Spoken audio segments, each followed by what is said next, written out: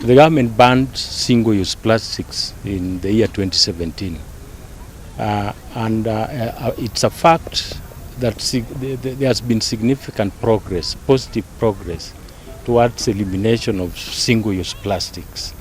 If you can remember the type of plastics that you used to get from the supermarkets, the carrier bags with handles, those ones you cannot see anymore.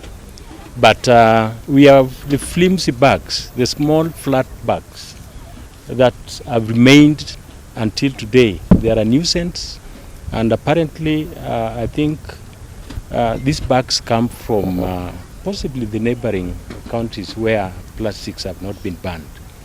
As Migori County government, we have already come up with appointed the County Environment Committee. This is a committee that comprises all the stakeholders. It will be gazetted this month, and after the gazettement, I promise that we are going to see a new Migori, because we are going to work in partnership with all the stakeholders, all the partners, including the national government, NEMA itself, and ourselves, to ensure that we have a clean, free Migori free of plastic-free pollution. And on my part, as a legislator, we'll ensure that there's a policy that binds this together, which will be passed by our own county assembly, to empower the county environment committees and all the partners, and through our reinforcement. We have a big force that we are even recruiting, the reinforcement team, and the reinforcement team will have to work hand in hand with all the partners to ensure that Migori is cleaner, Migori is not polluted, and that we are up to the task when it comes to environmental issues. The government had a good track when we started banning the plastic. I think there is a bit of laxity, and I think we should just go back to where we were. The first time when the government introduced no carrying plastic bags in supermarkets, it worked very well. So I believe we need to come up with measures and innovations that can allow us to stop using the plastics, especially for the water bottles. Let us say no to plastic bags.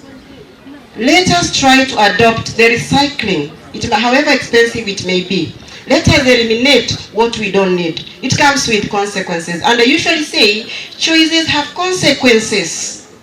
We have cancer that has no discrimination, from the small kids to the adults.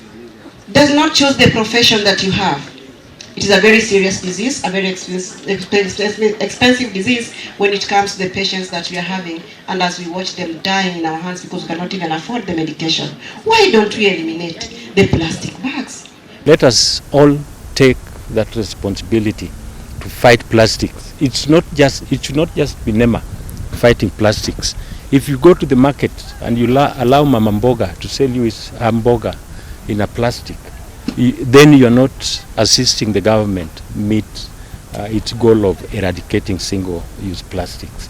It's all our responsibility to work together and eliminate single-use plastics.